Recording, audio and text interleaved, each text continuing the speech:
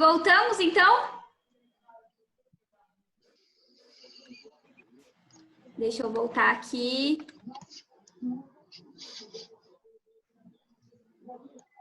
Galera, eu falo muito, tá? Então, esses aplicativos que são a versão free, que a gente fala, né? Que não é a versão premium, que não é a versão paga, eles permitem a gente ficar no máximo 40 minutos. Nós temos o Hangout também, só que ele só deixa entrar 10 pessoas ao mesmo tempo. Então, aí não é legal, porque algumas pessoas acabam ficando fora da aula. Então, eu sempre uso esse aqui. Mas ele permite que nós entramos 2 vezes, tá? Então, eu vou continuar. Posso continuar? Falem para mim. Sim. Então, tá. Então, o Brasil, ele tem a importância dele aderir às normas internacionais da contabilidade quando nós tivemos um movimento muito grande de bolsa de valor aqui no Brasil. Então, quando a Bovespa cresceu, quando a Bovespa começou a ter um fluxo de investimento muito grande com empresas brasileiras. Por quê? Porque veio a Nestlé para cá, uma multinacional lá da Suíça, dos Estados Unidos, que veio para o Brasil, assim como outras multinacionais, Coca-Cola, enfim, várias empresas que têm capital aberto e que vieram para o Brasil, especialmente por causa do recurso e da mão de obra que o Brasil oferece para esse tipo de empresa, né? Então, foi nesse momento que o Brasil entendeu que ele estava aí dentro de um mercado globalizado, um mercado de muita inovação, e para continuar trazendo empresas de fora para movimentar a nossa economia, ele tinha que se adaptar ao resto do mundo. Então, ele tinha que aderir às normas internacionais para que, então, o Brasil ficasse no mesmo patamar de outros países que já estavam aderindo a essas normas e que estavam se desenvolvendo em conjunto. Beleza? Beleza?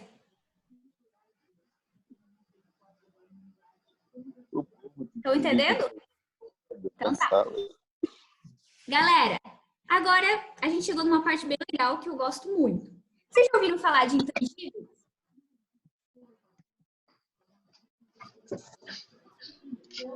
Capital intangível, capital humano, marcas e patentes, valor de mercado, já ouviram falar isso? Sim. Sim. Então, até 2007, pessoal, o Brasil ele não sabia mensurar capital intangível, por exemplo. O que era um intangível, ele não conseguia mensurar porque é uma coisa incorpórea, é uma coisa que a gente não pega, é uma coisa invisível, mas que a gente sabe que existe. Então, um exemplo que eu sempre dou é o seguinte: se hoje em dia a Coca-Cola fosse vender e ela não tivesse no balanço patrimonial dela uma conta de intangíveis, ela só valeria o que ela tem de corpóreo, ou seja, o que ela tem de bens, de patrimônio.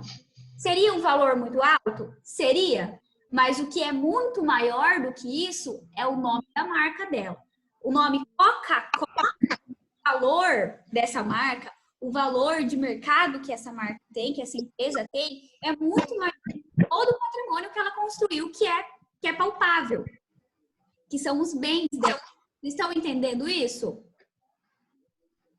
Então, imaginem aqui, se a Coca-Cola tivesse uma demonstração contábil que mostrasse lá que o valor de mercado não, o ativo dela fosse no valor de, vamos falar aí, uns 7 bilhões de reais. Isso só de bens físicos. O que ela tem de caminhão, o que ela tem de máquina, o que ela tem de estoque, o que ela tem de N coisas. 7 bilhões vale a Coca-Cola com os seus bens, relacionados aos seus bens. Aí, quando eu peço para vocês o seguinte, isso é o que o ativo dela fala que vale. Mas, se ela fosse vender, será que ela saberia falar o quanto a Coca-Cola vale? Será que ela teria dimensão do quanto a marca Coca-Cola vale? Para fazer um preço de venda? Vocês acham que teria como?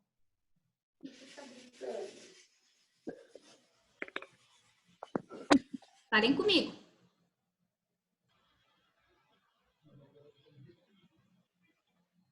Galera,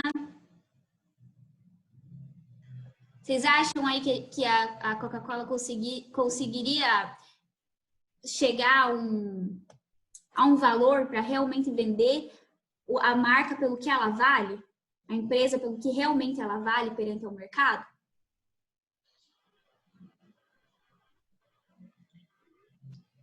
Falem comigo. Vocês estão entendendo o que eu quero dizer?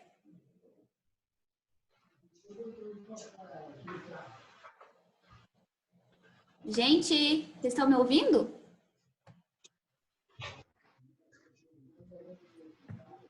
Galera, vocês estão me ouvindo?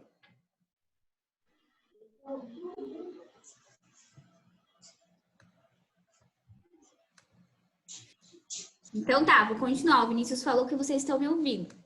Ó, até 2007, o Brasil, ele não fazia uma coisa chamada mensuração de capital inteligível. O que é mensurar o capital inteligível? É mensurar quanto vale a sua empresa perante a sociedade. Então, por exemplo, a Coca-Cola, se ela fosse ser vendida até 2007 no Brasil, ela seria vendida pelo valor do seu ativo físico, dos seus bens. Porém, a gente tem que entender que a Coca-Cola, ela não vale só os seus ativos físicos, ela tem uma coisa chamada valor de mercado. E que nós, como contadores, e que nós, como gestores do patrimônio, nós temos que saber avaliar e mensurar isso aí. Então, pessoal, com o passar do tempo e com a era aí que eu falei para vocês da globalização, começou-se a entrar outras empresas que também tinham valor de mercado. Por exemplo, empresas de TI, empresas de software. A criação de um software, por exemplo, é um bem que a empresa cria, só que ele também é incorpóreo, não é uma coisa palpável. A gente não conseguia até então mensurar o valor dessa criação desse bem incorpóreo. Com a entrada das normas internacionais de contabilidade, os Estados Unidos já havia aderido uma forma de mensurar valor de mercado, uma forma de mensurar capital intangível. O intangível, então, é, por exemplo, uma empresa que investe em capital humano, investe em treinamento, investe no conhecimento do seu colaborador, investe na forma como o colaborador vai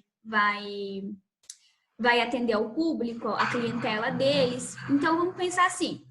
O Ricardo, eu acho que ele trabalha na cooperativa, né? No Sicoob ou no Sicredi, não é isso? Então, a cooperativa de crédito, se a gente for olhar ela de fora da sociedade, nós percebemos que a cooperativa de crédito é uma empresa na qual ela valoriza muito o seu colaborador. Ela dá aí no final como que vocês falam que vocês fazem metas, no final de cumprir uma meta, no final de cumprir um objetivo, ela vai lá e remunera esses colaboradores tanto de forma financeira, como através de formas não financeiras, viagens, tablets. Então, isso é uma forma da gente criar um valor para o nosso colaborador. Isso é uma forma da gente investir no capital humano da nossa empresa. Por que investir no capital humano? Porque eu estou dando uma recompensa ao meu colaborador para que ele faça bater uma meta da minha empresa. Então, eu quero auferir as minhas receitas. Para isso, eu vou dar um incentivo para o meu colaborador. Até 2007, esse incentivo que a gente fala aqui do colaborador, ele era caracterizado como uma despesa. Porém, esse incentivo a gente chama hoje de intangível e ele é registrado como uma conta de capital humano, ou investimento em capital humano, capital de trabalho, que é o quê?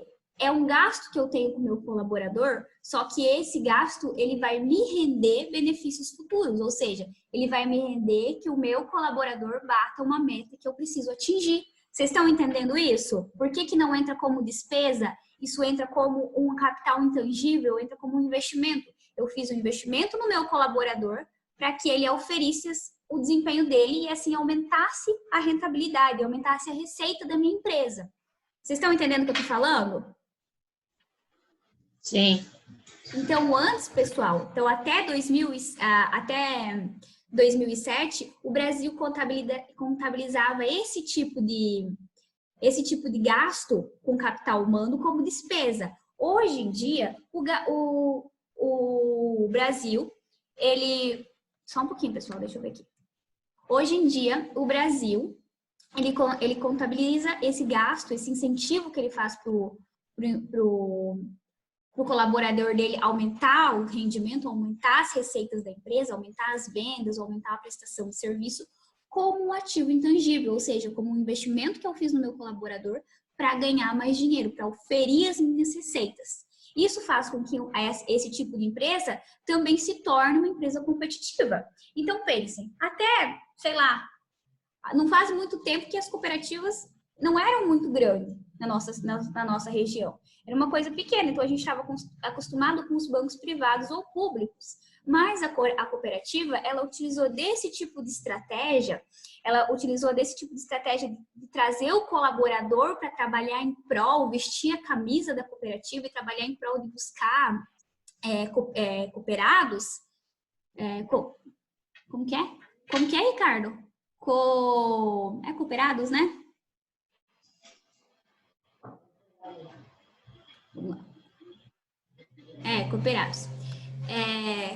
Para buscar cooperados para aderir aí na cooperativa, para entrar na cooperativa, para fazer a aquisição do capital aí da cooperativa.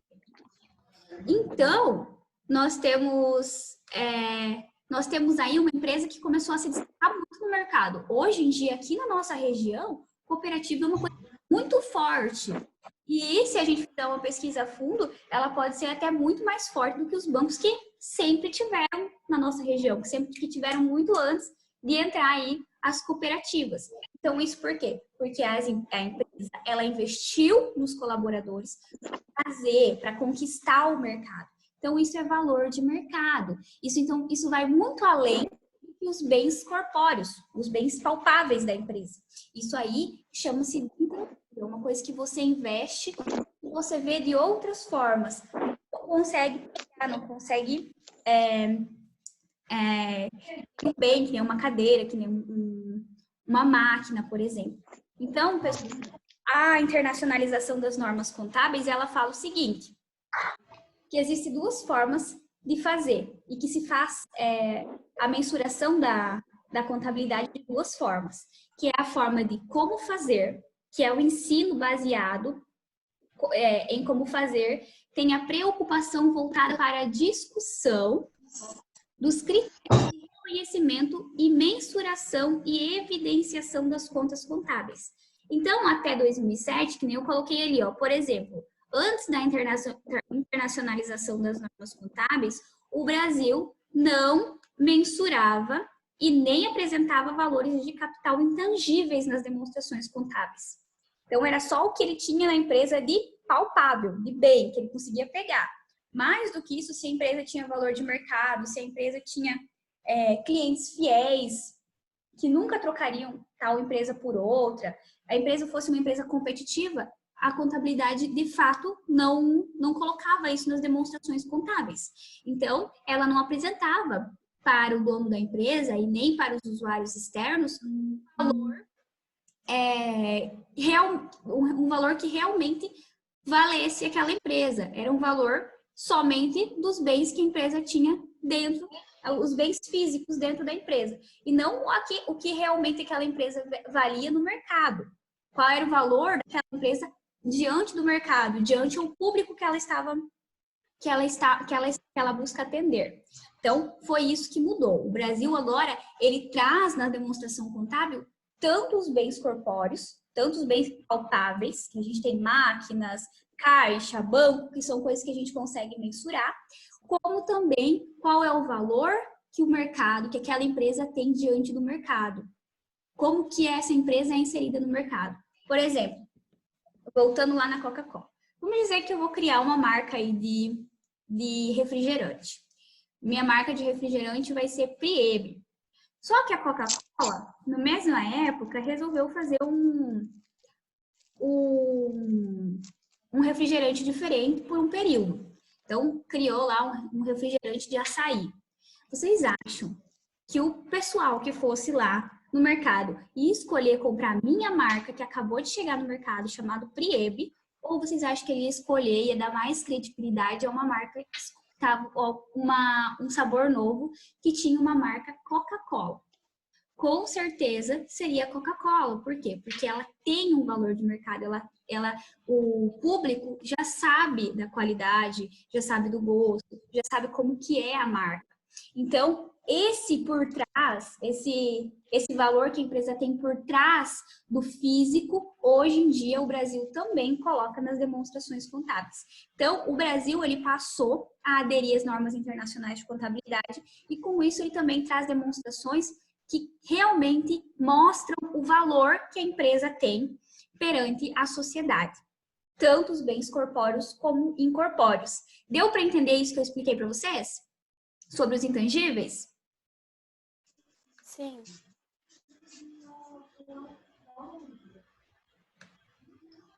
Professor, deixa eu só ler uma dúvida aqui do Ricardo. Professora, a origem dessa aplicação em capital humano é o capital social? Não. Por exemplo, é um investimento que a empresa vai fazer, né? A gente chama a origem desse dinheiro, ela pode ser do caixa, ela pode ser do banco, não precisa ser só do capital social, tá? Então, por exemplo, lá, eu fiz um investimento de, sei lá, 10 mil reais em cursos preparatórios para melhor atender, para chamar clientes novos para minha empresa. Então, os meus colaboradores da minha empresa, eles vão fazer esse curso com o intuito de trazer novos clientes para a empresa. Então, já tem aqueles clientes que estão fidelizados, mas agora eu quero alcançar uma meta, que é buscar novos clientes para minha empresa. Aí, Ricardo, eu não preciso necessariamente pegar dinheiro do capital social para fazer esse investimento. Eu posso pegar dinheiro do caixa, eu posso pegar o dinheiro do banco, eu posso pegar um empréstimo de capital de giro para fazer esse investimento na minha empresa. Era essa a sua dúvida? Era nesse sentido?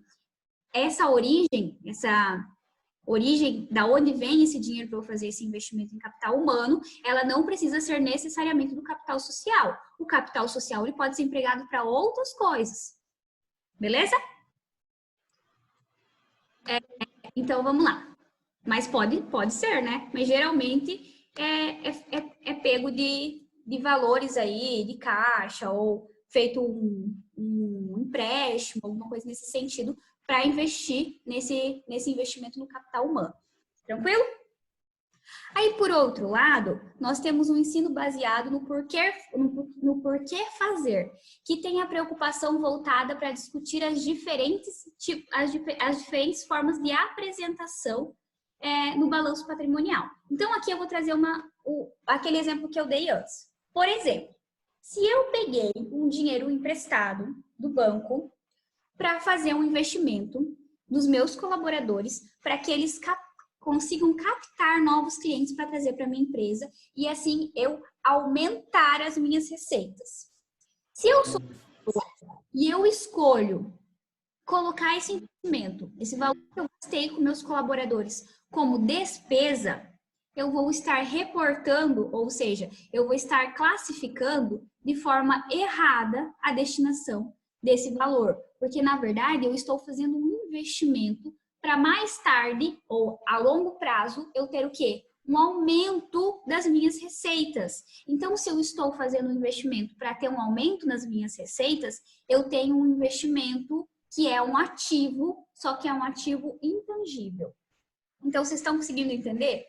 O contador, a partir das normas internacionais de contabilidade, ele tem que entender qual é a função dessa conta, das contas que estão sendo desenvolvidas. Se elas realmente são despesas, por exemplo, aluguel, luz, água, ou se elas são outros tipos ou se elas são investimentos que estão por trás aí de um aumento de receita, um aumento de competitividade, um aumento de qualidade do produto, ou trazer um produto diferente. Então, para qual origem que eu estou fazendo aquele investimento? Por que eu estou gastando aquele dinheiro?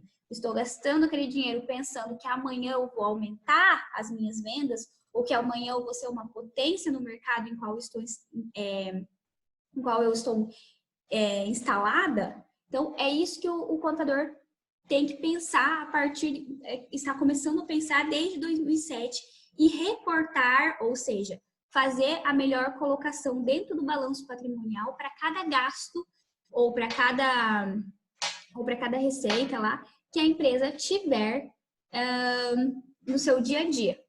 Tranquilo?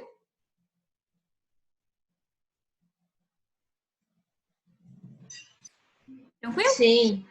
Então tá, então vamos seguir. Aí aqui, pessoal, eu trouxe uma coisa para vocês. Chama-se os 3 objetivos das normas internacionais de contabilidade. Então, quando criaram as normas internacionais de contabilidade, os escritores, as pessoas que encabeçaram essa criação das normas internacionais de contabilidade, eles falaram o seguinte: vai ter 3 objetivos que precisam ser atendidos para daí, de fato, todo mundo estar convergido, estar realmente todos ter aderido 100% às normas internacionais de contabilidade. Então, o primeiro deles chama-se harmonização contábil. A harmonização contábil é o que nós temos hoje, que é somente padronizar as demonstrações contábeis. Ou seja, ter uma padronização de demonstração. A estrutura é igual. Porém, a forma que o Brasil calcula o lucro é diferente da forma que os Estados Unidos calculam o lucro.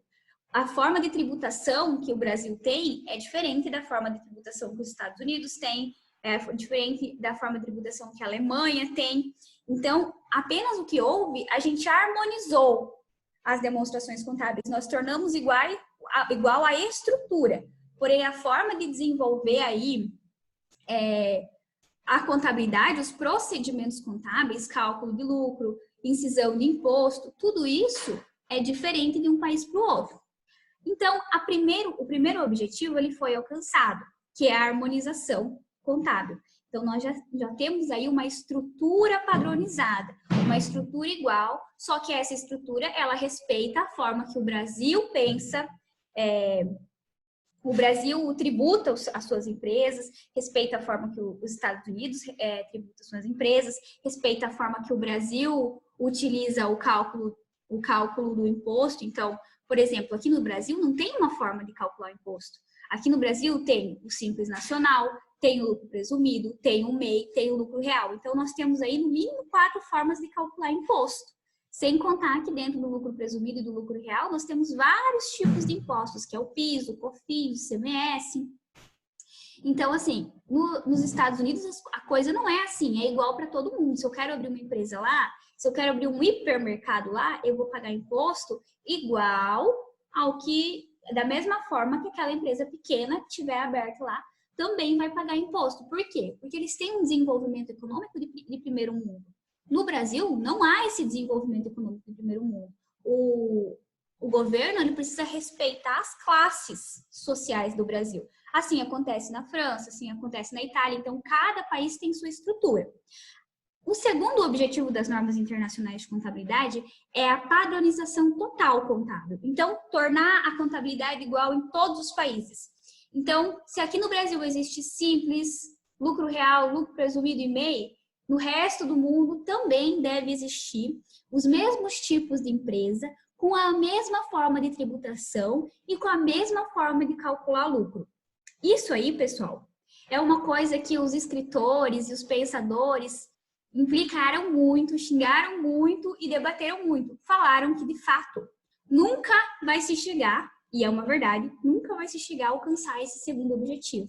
Porque cada país tem sua cultura e tem suas peculiaridades. Cada país tem o seu desenvolvimento econômico que precisa ser respeitado. O Brasil ele não pode se colocar como um país de primeiro mundo, que igual a Itália, igual aos Estados Unidos, jamais.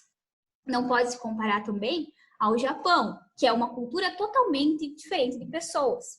Também é um país totalmente diferente. Olha o tamanho do Brasil comparado com demais países. Então, nesse sentido, muitos escritores, muitos pensadores contábeis criticaram muito. E a convergência, que é o terceiro objetivo das normas internacionais de contabilidade, ela fala o seguinte: existirá a convergência das normas contábeis quando for alcançado os dois princípios, os dois objetivos, tanto a harmonização quanto a padronização das normas contábeis. Então, pessoal, o que eu queria trazer para vocês das normas contábeis era isso aí.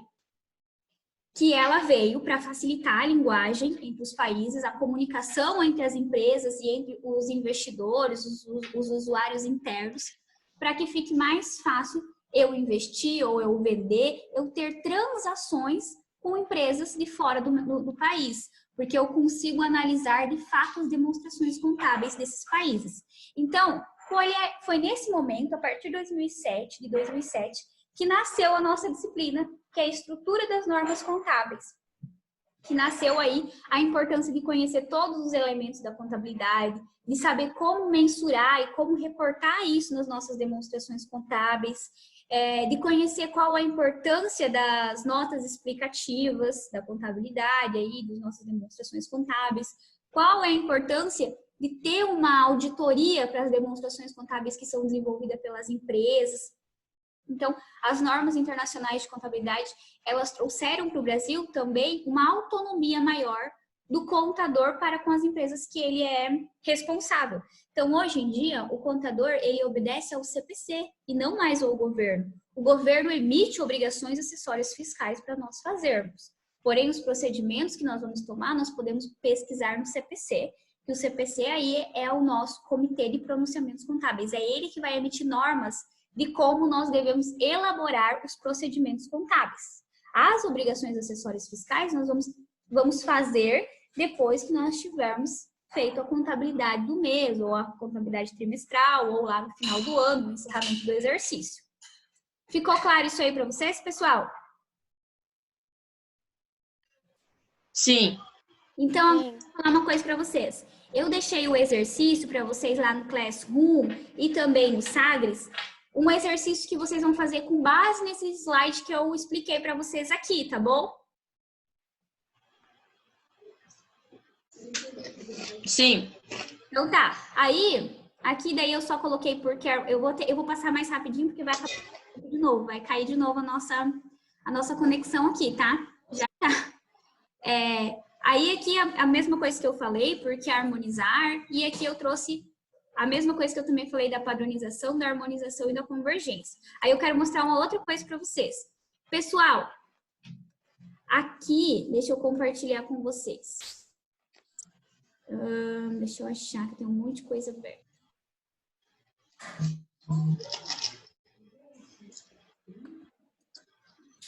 Deixa eu ver aqui. Só um pouquinho.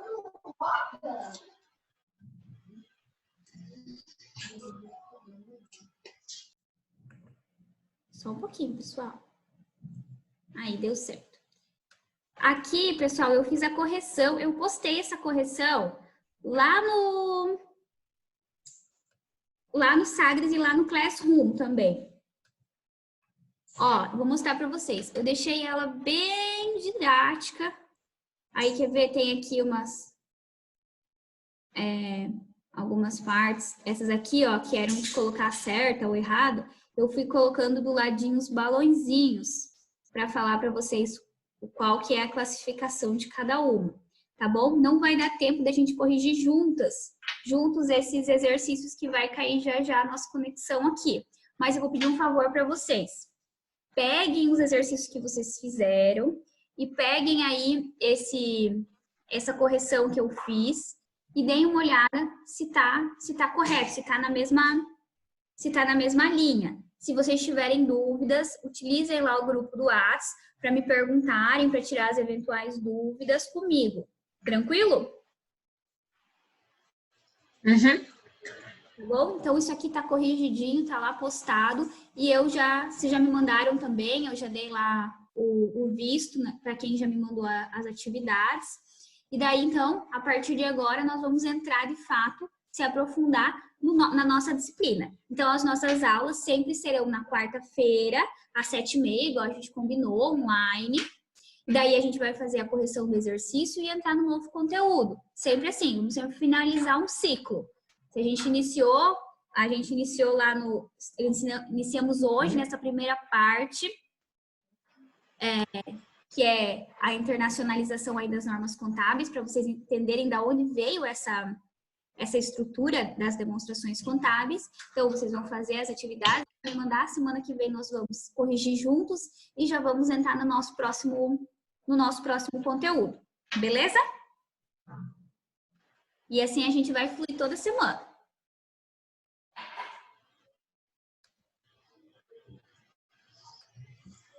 O Guilherme, se vai ganhar presença? Vai, Guilherme. Tenho aqui a relação de todo mundo que entrou no aplicativo, tá? Vão ganhar presença sim. Em relação as dúvidas que vocês tiveram ao exercício que eu postei hoje, que vocês vão desenvolver durante a semana, especialmente na sexta-feira, que é a hora da nossa aula, né? Se vocês tiverem dúvida também, me mandam um WhatsApp lá no nosso grupo e vamos sempre conversando e trocando aí informações, ter essa interação como se nós estivéssemos em sala de aula. Sei que vai ser difícil a gente ter uma interação igual como presencial, mas vamos tentar sempre chegar o mais próximo possível. Qualquer coisa, pessoal, aí a gente vai desenhando junto. Ah, prof, vamos fazer uma revisão de novo desse conteúdo que eu não entendi, vamos falar de novo sobre isso. Vocês têm toda a liberdade e nós vamos conversando. O importante aqui é que vocês, mesmo à distância, mesmo com essa metodologia, vocês consigam, de fato, ter todo o ensino-aprendizado da disciplina. Beleza?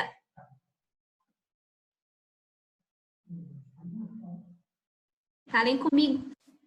Então tá bom, pessoal. A gente vai encerrar aqui, porque já vai acabar o nosso tempo. Tem mais 2 minutos. Tá bom? Tchau, boa noite. Cuidem-se, fiquem em casa, aqueles que podem. Tá bom? E qualquer coisa, qualquer dúvida, no WhatsApp a gente faz as interações. Tchau. Ah, eu vou salvar o áudio aqui da nossa aula. Para quem não esteve, vou mandar daí por e-mail, porque no WhatsApp não carrega, tá? Tem que ser pelo Drive ou pelo Dropbox para carregar. Tchau, gente. Boa noite.